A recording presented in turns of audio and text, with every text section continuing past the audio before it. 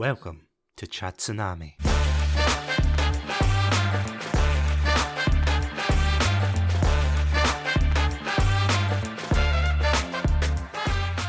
Hello everybody and welcome to another episode of Satsunami. My name's Satsunami and joining me is none other than the number one Star Wars fangirl herself. It is Sawyer from Sawyeurism and also the co-host of the Yap Sesh podcast. Sawyer, welcome to Satsunami. Thank you. Thanks so much for having me. Yeah, how are you doing tonight? I'm doing pretty well. How are you? Can't complain, to be honest. It's always a hectic day before you have to record, isn't it? Mm-hmm. But you have to do something. But yeah, otherwise, not too bad. Really excited to talk with you today because, of course, we've got a lot to talk about with your content, which honestly, I feel as if, and I mean this in the best way possible, that every time I log into Twitter or places like that, I always see you popping up with either content or just posts in general. As I was saying before, you, of course, run a very interesting account where you talk about a lot of Star Wars content primarily, and of course you are indeed the co-host of the Yap Sesh podcast. But before we dive into that and talk a little bit about that, how did you get into the world of content creation? What was your starting point? Yeah, so I've been making content for almost 5 years now. I started on TikTok, which a lot of people did, I think, during the pandemic. You know, the world was shut down and everybody was joining TikTok because it was the new thing and everybody was saying that anybody could get viral for any reason. So I was part of that crowd that joined TikTok to see what kind of people I could attract. And I wasn't planning on making Star Wars content at the start. I was just making whatever videos. And then there was a trending audio on TikTok that was like, rank your favorite Star Wars films. And I did it, and it got so much negative attention that it started attracting positive creators to defend me. And that was how I got my first 1,000 followers. And the rest is history. I was like, oh, okay, I guess Star Wars people are the only people I know how to attract on the internet, so we're just gonna go with this. Were you just sitting there going, this is my life now, Star Wars? Yep. I have to say, there is definitely a lot of your content, of course, that does go, or rather it orbits around the topic of Star Wars. And is it safe to say, have you always been a Star Wars fan, or did you get into it later? Because I know you're a huge fan of the sequel trilogy as well, which I know we're probably going to bring up later on as well. Yeah, I mean, I've always been a Star Wars fan. I grew up with the prequels coming out, and I just absolutely loved Padme, and so I've always been a bit of a tomboy as well. So I had Star Wars birthday parties and things like that when I was little, but it wasn't until the sequels that I really became like a true fangirl for the franchise. And so I just have such a love and appreciation for the sequel trilogy because it brought me back into the fandom, and it gave me, you know, I've been in other fandoms, but this was the first and only time that it was like a major fandom for me that has never left. And was it always there for you, always in the background before the sequel trilogy came out in, I want to say 2015, because honestly, time is a flat circle. Yeah. Like, you know, The Force Awakens, that was only a couple of years ago, right? It's like, no. Yeah, 10 years. In December, it'll be a decade, which is crazy. But yeah, no, it definitely was always in the background for me. I've always been a fan of all kinds of nerdy things. And, you know, I watched a little bit of the Clone Wars. I didn't watch all of the Clone Wars until I was an adult and like fully in the Star Wars fandom. But yeah, I've always been a Star Wars fan at heart for sure. Honestly, I have to say, it's the same for me. I ended up binging the Clone Wars in, I want to say one of the lockdowns of the 2020s. I'm assuming you're the same as well. I grew up with, you're the 2003 version of the Clone Wars. I've actually never seen it, which I really should. Oh, I would recommend it. It's so silly and over the top, but honestly, I think you'd love it. It's just so good. Although then again, it's, you know, that way when you look back on it and you think, oh, it's amazing, but, you know, you're looking at it in rose-tinted glasses kind of way. But yeah, so what I'm saying is, if you don't enjoy it, then I'm not taking legal responsibility. Yeah, no, it is. It's honestly, it's such a lot of fun. But speaking of that, as we were saying, we'll probably come back to Star Wars later on, but of course you're a fan of that, and there is another particular franchise that I do want to bring attention to that you have been going through recently, that of course being Game of Thrones, am I right in saying? Yes. I had to bring it up, I apologise. Yeah, how has your journey been with that? It's been crazy. I just finished season 4 last night, and my partner and I do this thing at night where we bicker about what we're going to watch, and like, you pick, oh no, I'm going to pick. We'll settle on something, and then sometimes I'll just press play on something, and that's kind of what happened. We were scrolling on Max, and I saw Game of Thrones, and I was just like, okay, press play, we're going to do it. And it ended up turning into, he's seen all of it before, like many years ago, but he wasn't opposed to rewatching it. So we were just like, okay, we're going to watch the first episode, see how I feel. And then that turned into binging the whole first season in a day. And I was like, oh, okay, I guess we're doing it. And I'm having a lot of fun, but it's also very intense. I know some things about, like, I knew that Joffrey died, and I know some of the reasons why people hate season 8. I've heard some of the criticisms about that. So there were things that I knew, but the overarching story I really knew nothing about. And a lot of the surprise deaths and stuff have really shocked me. I don't know. Is this a spoiler safe zone? Can I? I mean, considering it came out, I actually can't even remember. Again, it's like The Force Awakens. I'm like, did it come out a couple of years ago? But yeah, no, absolutely, go for it. Yeah, for anybody listening, this is your spoiler warning for Game of Thrones. Go pause this episode, go watch it, come back and listen to the rest of the episodes. But yeah, go for it. The biggest one, I think, is like, I didn't know that Ned Stark died. I thought that Ned Stark was a mainstay character for the whole show. And so when they cut his head off, I was like, devastated. And I just couldn't believe it. But yeah, like I said, we just finished season 4 last night, and I couldn't, that's when Tyrion kills Tywin. And I was just like, I was not expecting that at all. And so it's been so fun because I am the worst when it comes to spoilers. I have this horrible habit of looking up the plot of things that I don't think I'm going to watch because I want to know what happens in them. I do it a lot for horror movies because I'm not a huge fan of the horror genre, but I'm curious because I love horror video games. And so I will look up the plots of horror movies a lot because I'm like, I'm never going to watch this. But Game of Thrones is not one of those things that I've ever looked up the plots of. So I'm really enjoying looking at it through a fresh lens. And it's also been fun to post content about it because my followers are getting to watch a noob experience Game of Thrones for the first time, which is really fun. Yeah, because I have to say, when you brought up the Ned Stark thing, especially on Twitter, because I remember that exact moment you tweeted that and you were like, oh, I can't believe he died. I was like, that's actually really surprising. That was the one spoiler that you didn't know about, because when I started watching it, I think I watched it was in university time anyway, and it was when season, I want to say 4 or 5 was coming out. I think it was 4. And my very good friend Andrew, and co-host of Satsunami, he was like, oh, you gotta watch it, it's so good. And of course I knew 1 or 2 things. I was in a similar boat, but when the twists and things happened, I was like, oh my god. But the one particular one I think I annoyed him with, and I hope this is between season 1 to 4, the Red Wedding. Yeah. Yeah. Honestly, see every single wedding. All I knew was the Red Wedding was a thing, but I didn't know who was involved and whatnot. So I kept turning to him every time there was a wedding on screen. And I was like, is this a Red Wedding? No. How about now? No. What about this one? No. So it was like back and forth before the Red Wedding happened. And then you're like, yeah, that's the Red Wedding. But yeah, I have to ask, I mean, that is one of the greatest twists of the series. How were you feeling after that? Were you okay?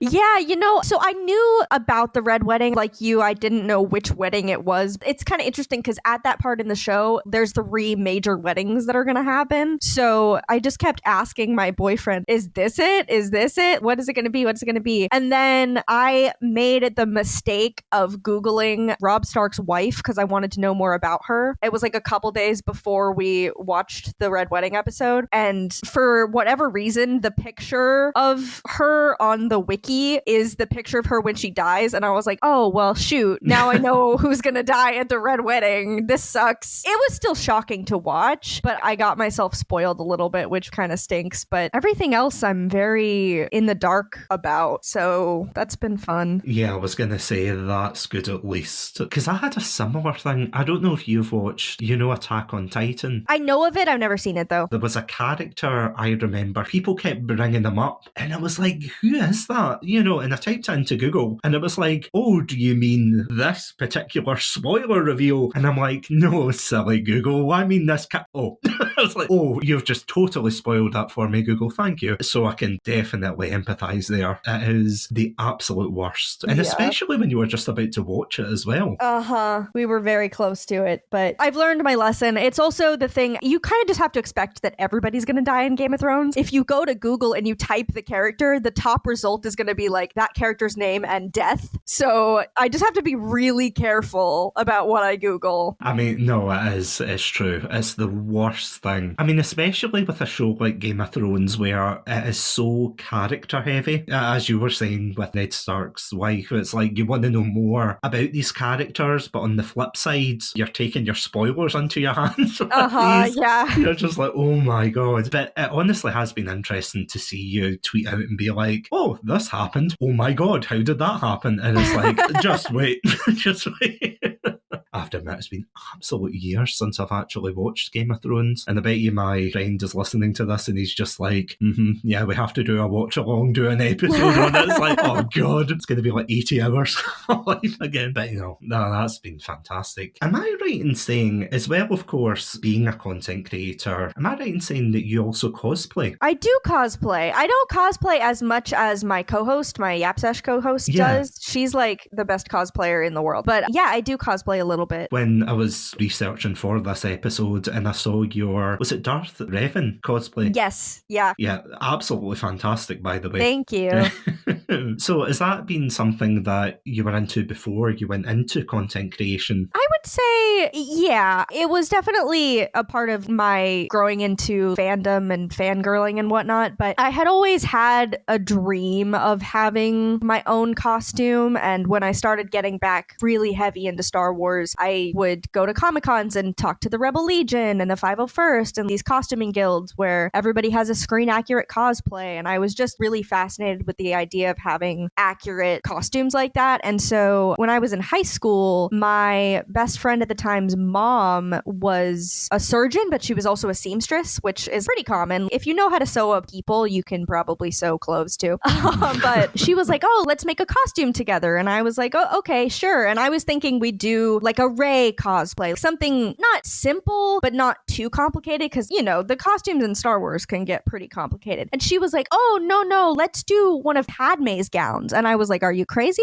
There's no way that we're making one of Padme's gowns. And we together made a completely screen accurate version of Padme's lake dress, which it's gorgeous. It's one of my most proudest achievements ever. It literally took blood, sweat, and tears. But that's how I started getting into cosplay. And that really set a standard for me, because if it doesn't look right, I don't want to wear it. But I've made 3 costumes with her, and then I actually purchased my Revan cosplay from a reputable, that's all he does. That's his full-time job, is he makes Darth Revan and other Legends Sith Lord cosplays. That's what he does for a living. So, but yeah, I love to do it. It can be stressful, especially going to cons and having all the bits and bobs and needing a handler to help you get through your day. But I really like embodying those characters a lot. Because am I right in saying it's not something I look for in cons? Because usually when I go there, I just put on my Satsunami hoodie these days. And I'm just like, yeah, you want to listen to my podcast. But is it right in saying that there's a lot of, I don't even know what the correct term would be, cosplay, not first aid stations, but you know what I mean? Like places you can go and make sure that nothing's come loose or fallen off or whatnot. Yeah, absolutely. I love that. The cosplay community is so welcoming and wonderful. And I've definitely gone to those stations before if I needed a safety pin or something to reattach my parts. But yeah, that definitely is a thing. No, thank goodness then it's not a myth or anything. Because I remember, it must have been a couple of seasons ago, I was talking to another cosplayer called Bad Games Jules, who also streams on Twitch, and I think she had mentioned something similar, and I was just wondering whether that was something that was still going on. But actually, speaking of cons, are you quite frequent in the Comic-Con scene, would you say? I would say so. I definitely attend a lot more cons than I ever imagined myself going to. I've been honored enough to have been a guest at a couple of different Comic-Cons, which has been really exciting. Oh, I've also had the chance to go to New York Comic-Con a couple of times. That's the big con. You know, it's not San Diego. San Diego's the biggest one, but it's pretty close. It's overwhelming, but I've been really fortunate in my con experience for sure. I mean, I have to say the cons that I've been to, the ones in Glasgow and whatnot, they're big, but see, compared to, as you were saying, the ones in New York and San Diego and places like that, you see them online and then you think, oh my God, I would just die probably.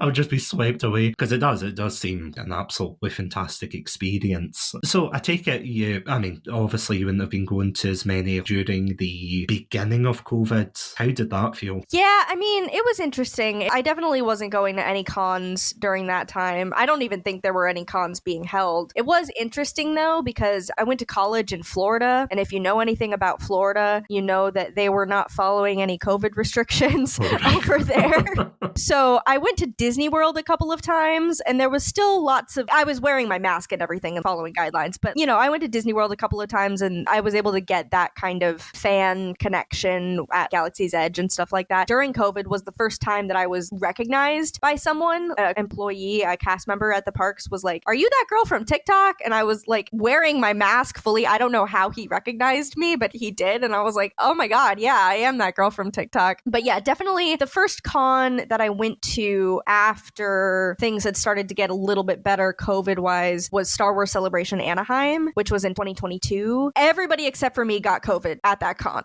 Oh, wow. Well done. I don't know. I got really lucky. I had just graduated college, and everybody in my family had gotten COVID at the graduation ceremony, and I had not gotten it. And then I went to the con a week later, and everybody got COVID, and I didn't. I was very, very lucky. I mean this in the nicest way possible. Well done you for not getting COVID. Oh, it's a horrible thing, but yeah. Horrible, yeah. It feels like a different time. And I know, as you were saying, you were gravitating towards TikTok and things like that, and I think I'm probably one of the only few people that didn't do the TikTok dances and things. Not out of any, we don't want to do them, but I don't think there's a market for, back then, late 20s, now 30s, a person to go around dancing. But yeah, see, during that time as well, and going back to, of course, something that we were talking about earlier about you, of course, being part of the Yap Sesh podcast as well. I've got to ask, first of all, how did that come about? And yeah, how have you been finding that? So Brooke and I are really, really good friends, and we met because of TikTok, which was really wonderful. It's one of the many wonderful things that have come out of this social media era of my life. So Brooke is one of my best friends, and we got really close over the past couple of years. We've taken a trip to Disney together, and she's come to stay with me, and we've just had a lot of fun together, seen each other at a lot of events and stuff. And it was around the time, I think it was January of last year, there was a lot of conversation in the Star Wars fandom about whether or not women were allowed to be in the Star Wars fandom. Yeah. I don't know if you remember that, but it was kind of a big deal. And I was just really disheartened by that. And obviously, it's all nonsense. Of course, women belong in the Star Wars fandom, but it gave me the idea to start a podcast that specifically highlighted feminine voices in the Star Wars fandom, and not just the Star Wars fandom, but other fandoms, just like the fangirl experience. And so I was talking to Brooke about it, and one day she was just kind of like, "Oh, do you want any help with your podcast?" And I was a little surprised because she had another podcast, and she was also really busy with her job and her other content and stuff. And I was just like, in the back of my mind, I was like, God, I would love for her to co-host this, but I don't know if she's down for that. So I was like, oh, maybe I could use some help. Yeah, sure. And then finally one day I was just like, do you want to be my co-host? Is that what you're asking? Because I kind of hope that's what you're asking. Because I had a podcast previously a few years ago that didn't work very well with another friend of mine because we couldn't agree on a lot of things that I think you need to have a certain rapport with your co-host in order to have a co-host. Like, you really need to blend well when you're working together, and also make sure that it doesn't affect your friendship. And I just knew that Brooke would be the kind of person that I could have a podcast with. And so she said yes. And then we took a while for us to come up with the name, but then we settled on Yap Sesh, which I love. And we're on a little bit of a hiatus right now just because she just bought a house and I'm about to get a new job, and like things are moving in our everyday lives right now. But we're planning on coming back for Andor and for The Last of Us, which is really exciting. Two franchises that we're very, very passionate about. And yeah, I'm excited for, it'll be like a new era when we get back to recording, but I'm really looking forward to it. And it's one of the things that I'm most proud of in my content career, for sure. No, I can totally see why, because, and I apologize in advance because I did break the podcast taboo of listening to the very first episode. I know a lot of people are like, don't listen to the first episode, listen to the latest one, but I was flicking through them and you both do absolutely fantastic work with it. Thank you. As you were saying, it's such an important podcast to have as well to bring attention to those issues, because I have to say there is a lot of, and I don't know if you see this as well on your end of the algorithm, but the amount of controversial podcasts, but it's in the geeky sphere where you've got a lot of nerdy podcasts that come out and then they come away with the most absolutely just unhinged takes and things. Do you see that a lot, at least in the podcasting space? In terms of commenters or? Yeah, just kind of negative commentators, you know, that they're always saying, oh, the next thing's coming out, oh, it's terrible, and that kind of thing. Yeah, I mean, and that's definitely not the kind of podcast we ever wanted to be, but I certainly see, yeah, there is a lot of that, and,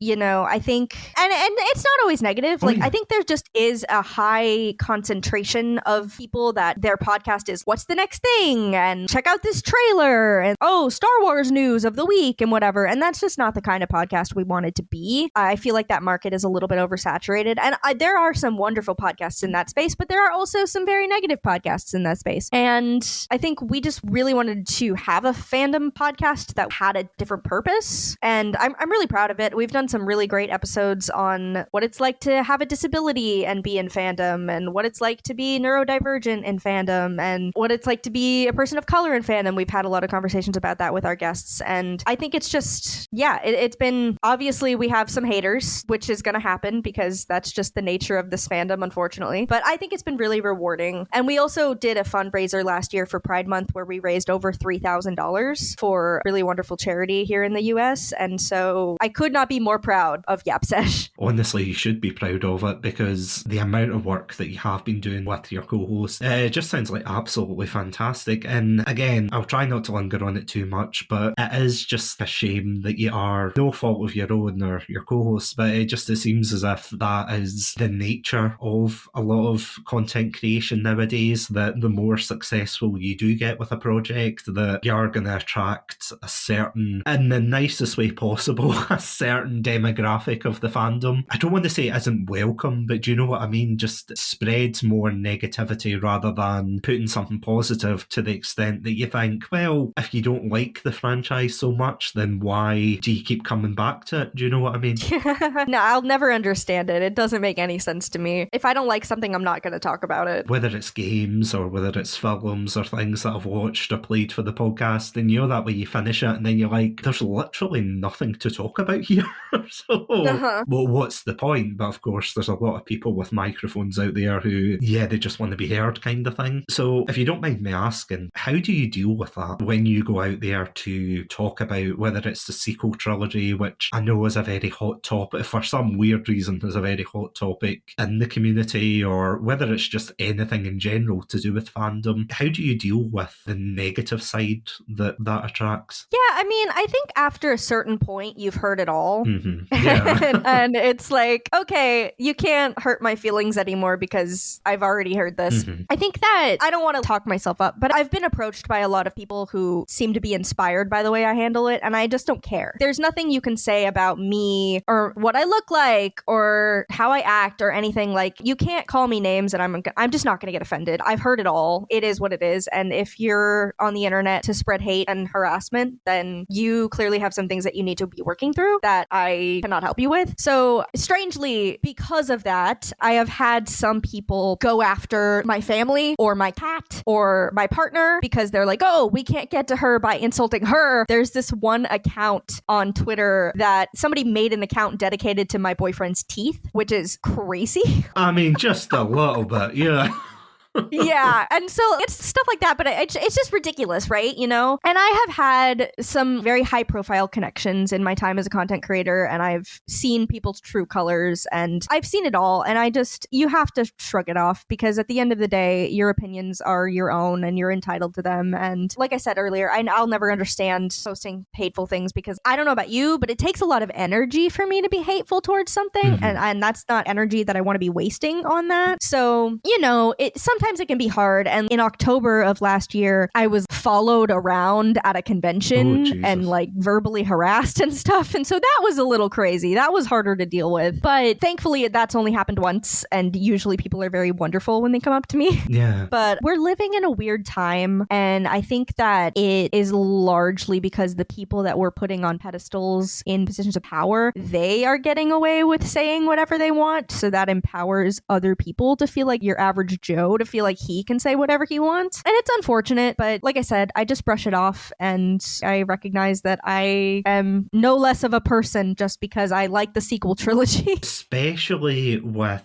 the sci-fi community, and I mean this in a very broad sense, but you know, if you narrow it down to things like Trekkies or, as we were talking about there, the Star Wars community, they're definitely very protective of the originals, the ones they grew up with, and I can understand that to an absolute extent. There's a limit to how much I would say, you know, like if someone doesn't like the prequels, which I remember growing up and people not liking the prequels saying, oh, they're boring, and all of a sudden it's got a renaissance now, which is cool to see, but it definitely wasn't the case when you were younger, you were watching them coming out in the theatre and everyone was like, oh, I don't like Anakin, or oh, I don't like Attack of the Clones, blah, blah, blah. At the end of the day, you know, the older you get, you kind of think, well, this isn't good, but if people like it, then have at it. Like, just enjoy it. But as you were saying there, it does seem as if there's a lot of, and again, not naming names, but there are a lot of content creators recently that they seem to be coming out with the most left field things, saying, oh, I don't like this because, oh, there's too many X or too many Y. It's just as baffling to sit there and listen to someone ramble like that. You kind of think, well, surely this is just one person who's going to listen to them. And then you look at the view count and you go, oh, apparently 1 million people are listening. And it's absolutely baffling. But do you think it's gotten worse? See, from when you started to now, do you think overall the negative discourse around not even just Star Wars, but just everything in general, it's just gotten worse and worse? I think so. Yeah, I would be lying if I said it hadn't. I think that we're seeing an uptick in, well, it is violent. I would say it's pretty violent these days, especially it used to be that the hatred and harassment and bigotry of it all was hidden either in code words or it was more thinly veiled. And now people are just very overt with their hatred. They make clickbait titles and thumbnails that are designed to spread hatred. And they're also not shy about how they feel to the nth degree. And they're not shy about, there's almost like a pride now that I'm noticing of like, there's pride in being hateful. There's pride in contributing to the harassment of actors and creatives and people like that. And it's like the Andrew Tate effect of it all. I definitely feel like it's gotten worse. It's unfortunate. You know, my sort of sense is like, you can't, to target it directly is not productive because what's going to happen is you're going to get targeted and then your whole community is going to be targeted as a result. It's more important to just continue doing what you're doing, spreading positivity, focusing on the things that you like, highlighting the good. In my opinion, that's the best way to deplatform that kind of behavior, is like to pretend it doesn't exist. Because if we give it attention, even negative attention, right, we're still drawing more people to it. So yeah. No, you do raise an absolutely fantastic point there, because the amount of people who they're very eager to respond to these kind of things, and don't get me wrong, it's probably a tale as old as time when it comes to the internet, that you see someone, whether they're trolling or not, they make a terrible comment and you want to call them out on it and say, oh no, this isn't great or whatnot, but it's absolutely exhausting. Agreeing with what you were saying earlier, I don't know how people have the energy for it, because I can understand if somebody's having a bad day and it's a one-off and they'll say, oh, this sucks because of blah blah blah, and you know, you can kind of, I don't want to say a free pass, but you know, you can at least understand that hopefully they'll come to their senses and say, all right, I was acting stupid that day, but now I'm fine. But as you said, there seems to be this almost culture of, again, hatred in a way, but they're emboldened to, you know, just say it outright, because the amount of, and I don't know if you've seen them as well, but the amount of AI thumbnails and things on YouTube, and it's like the crying woman on it, and they're like, oh, look, it's, because I think I probably heard the word Kathleen Kennedy more than I did Star Wars last year or the year before. It seemed to be constant, and it was just on and on and on. And I completely totally agree with you. I do think that the best way, and I know it's kind of ironic considering I'm talking about it now, but it is definitely the best way just to ignore them to a degree and just be like, yeah, you can yell into the void, but nobody really cares. Yeah, for sure. I mean, on the plus side though, it's not all doom and gloom in the Star Wars community, is it? No, definitely not. Bringing it back onto the positives, apologies for that dark detour there,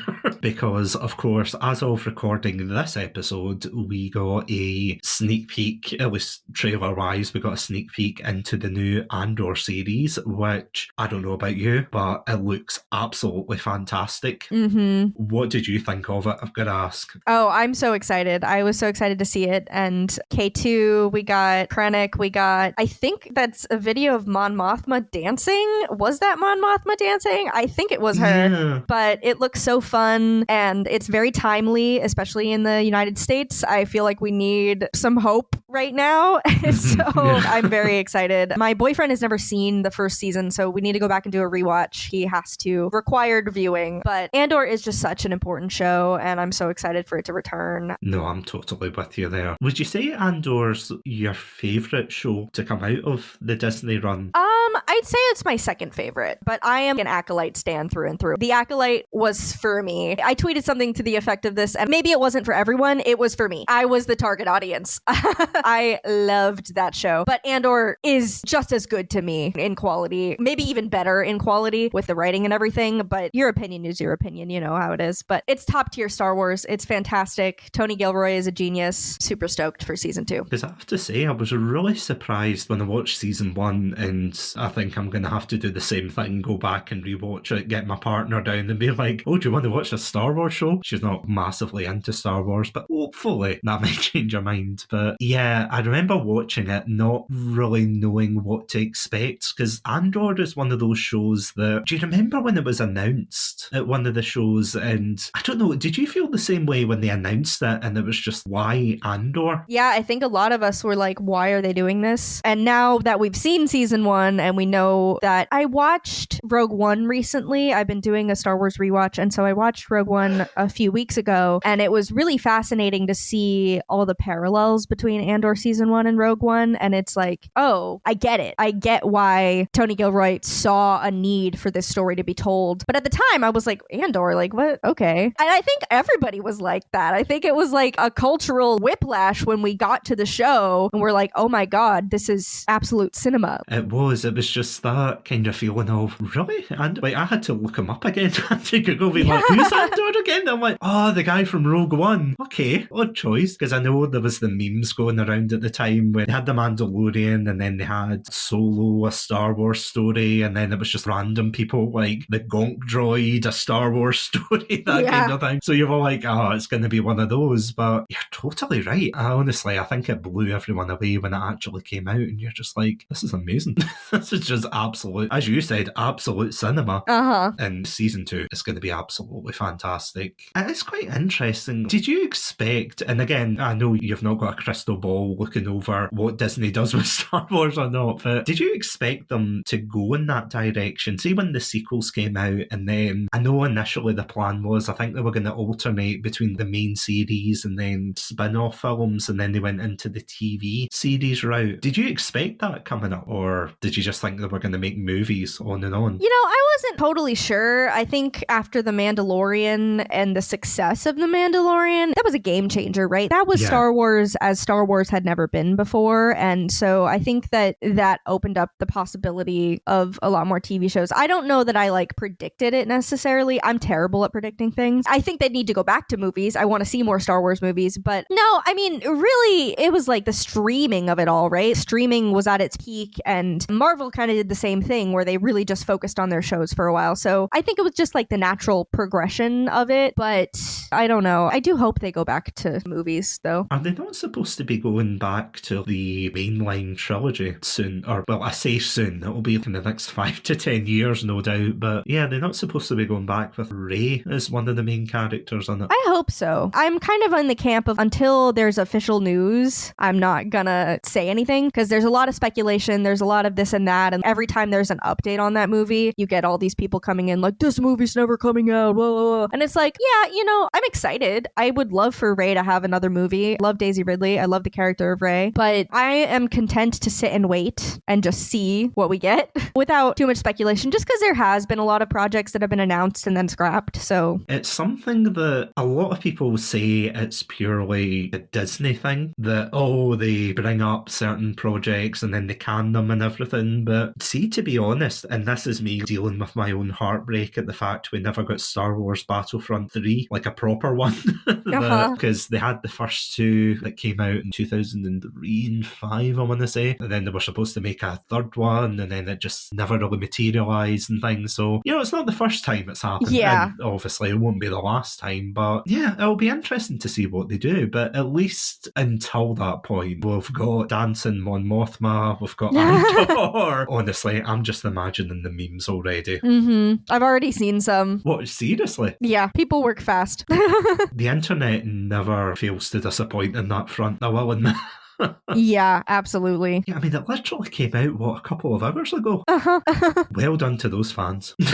Honestly. Yes. But other than, of course, Mon Mothma memes, which I know you'll be hard at work at once we finish this recording, what does the future hold for your content creation journey? I mean, as you were saying with Yap Sesh, you're going to be talking about Andor and The Last of Us Season 2, which I also agree I'm going to be really interested to see how much they adapt of that. I know. I'm nervous. I'm nervous. Well, I'm nervous in a good kind of nervous, because what I want from that is what we got from season 1. I want Craig Mazin to do his thing like he did in the season 1, where he takes some of the story and he changes it to tell a better narrative. The episode with Bill and Frank in season 1 is my favorite episode of television of all time, and that was a choice that he made that I think enhanced the story so much. So I'm excited to see those changes, but I'm nervous. I'm also nervous about, let me be really honest, I am nervous about the general public, just based on how the game was received at first.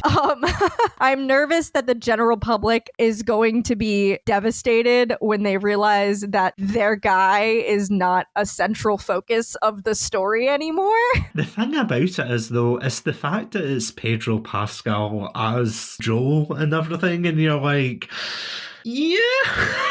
Good choice for the first season, but I think we're gonna get more of him than gamers are expecting. But my parents, for instance, they loved season 1. They don't know what happens in part 2, and so I'm like, are they gonna keep watching? I don't know. Because I haven't told them, but at least I'm pretty sure my parents don't know what happens. That's the kind of thing my dad would read in an article and be like, oh yeah, I knew about that. But yeah, anyway, sorry. To answer your question, I don't know. I'm in a weird spot with my content where TikTok is on its way out. It's just not the platform that it used to be. And I've been trying to make Game of Thrones content, and it's just not picking up. The algorithm is not picking up those videos, and it's not circulating them to people, which is really sucky. But I think I'm just kind of be doing my own thing, focusing on, there's going to be a lot of stuff with Andor coming up. The High Republic is about to end, coming this summer. And we also have a new Acolyte novel, a couple Acolyte novels coming out, which is really cool. So more Star Wars book stuff. I would like to get back into doing some more lore-based content, but I just haven't had the drive for it. So we'll see what happens. And then, of course, Yap Sesh. I'm excited for what's coming for Yap Sesh. When we're ready to come back, we'll come back in full force, and it'll be great. Honestly, I can't wait to see that. It will just be one day you'll just drop an episode and be like, we're back. Yeah. Honestly, that is going to be absolutely fantastic to see. You never know with TikTok, because I'm totally with you. I don't know if I'm just getting older and just not understanding TikTok, because the amount of times I've gone on, and some videos you see and you think, oh, that's really great. And then others you look at and you're just like, how is that on my algorithm? Why is that? What they doing? It's just like, yeah, so I can totally understand you there. It's such a pain getting noticed for it. But in all seriousness, I hope it gets its act act together and actually picks up those videos, because you definitely do deserve it. Thank you. I appreciate that. And honestly, seeing that note, I think that's a very cheerful note, as it were, me threatening TikTok, of course. Being like, please get those videos out. But Sawyer, thank you so much for coming on to Satsunami to not only talk about your content creation journey, but yeah, talking about all things Star Wars, Game of Thrones. And honestly, I hope A, that you enjoy it, and B, I hope you enjoy the rest of Game of Thrones. I will not spoil it, but I do hope you enjoy. Thank you so much, and thank you for having me. This was so great. Oh, no problem at all. And before we wrap up, where can these amazing Pandalorians listening at home find your content? Yeah, I'm pretty much everywhere on the internet with the same username, Sawyeurism. That's Sawyeurism. And you can find me on X, on Instagram, on YouTube, on TikTok, and anywhere else, Blue Sky. I'm everywhere. So yeah. And yeah, if you would like to listen to more content from ourselves, then of course you can listen to us at our website, chatsunami.com, as well as all good podcast apps. I also want to thank our amazing Pandalorian patrons, Robotic Battle Toaster, Sonia, Ghostie, and Cryptic1991. Thank you all so much for supporting the show. And of course, if you would like early access to episodes, if you'd like exclusive episodes, if you would like the Acolyte Season 2, then of course you can check us out on Patreon at patreon.com/chatsunami. For legal reasons, that last one was a joke. I apologise, Sawyer. But if you'd like to check us out there, then please do. I just also want to point out that this podcast is a member of the Podpack Collective. For more information, check us out at our Twitter/X handle, Podpack Collect. But until next time, thank you all so much for listening. Stay safe, stay awesome, and most importantly, stay hydrated.